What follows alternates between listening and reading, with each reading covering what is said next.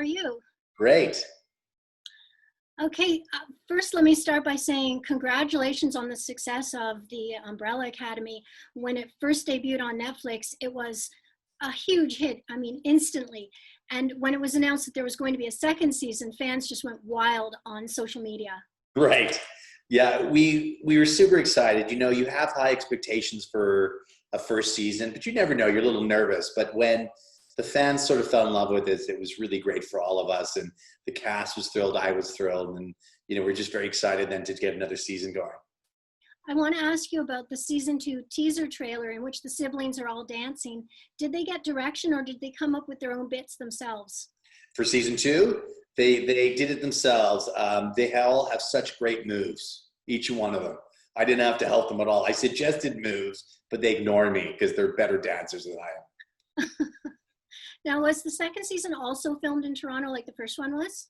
Yes, we made Hamilton, Ontario, student Hamilton, look like Dallas, which is amazing because we went to Dallas to try to location scout, and nothing looks like 1963 anymore in Dallas. The only thing we actually shot in Dallas was the grassy knoll. That was the only real thing we shot there. Everything else was Hamilton and Toronto. My favorite character in the show is Five, and it's just so funny that someone who looks so young could be such a curmudgeon.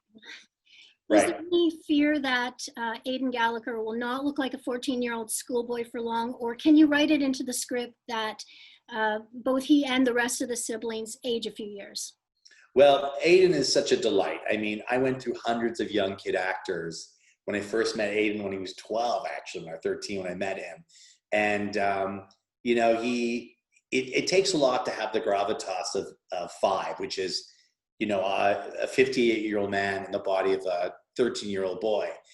But he is aging. He's going to be 17 this year if we have another season, probably turn 18 sooner than that, you know, through that third season. But, you know, I can always write it in. The character's wonderful. I would never want to lose that character. And Aidan's such a delight and such a professional. We'll figure it out. Have all the cast signed long-term agreements? I believe they have. I'm not privy to that, but I think, you know, it's standard in the industry that they sign long-term agreements with Netflix and these other big companies, networks.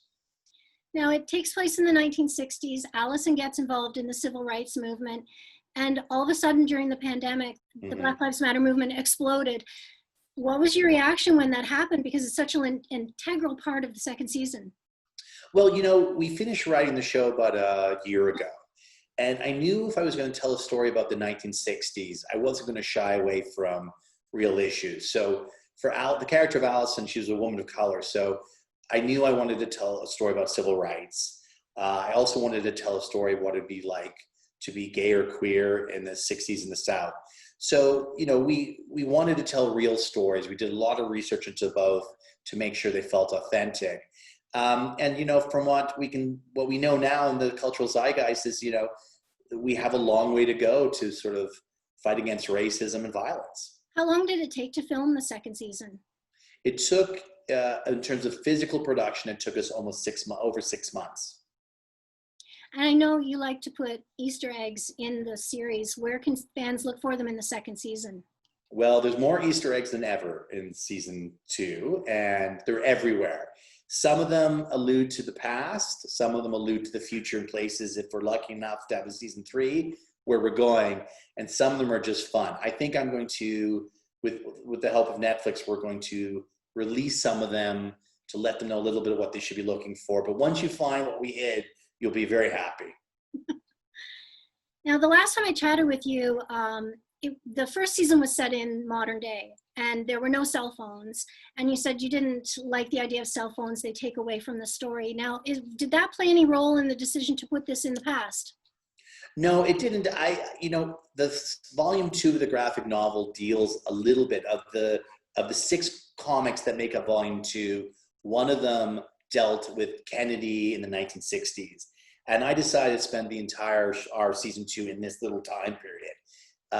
Just because I thought it was so interesting. It really served a purpose of them being fish out of water. They arrive, they're completely thrown out of time, and it's that much more difficult for them to sort of find each other again.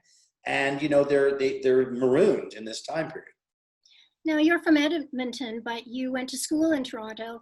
What did you like best about being in the Toronto area during filming? Oh, we love Toronto. I mean, I love the crew is amazing. You know, Ellen Page is another Canadian. So, you know, I love Toronto as a city. They're so warm and giving to us.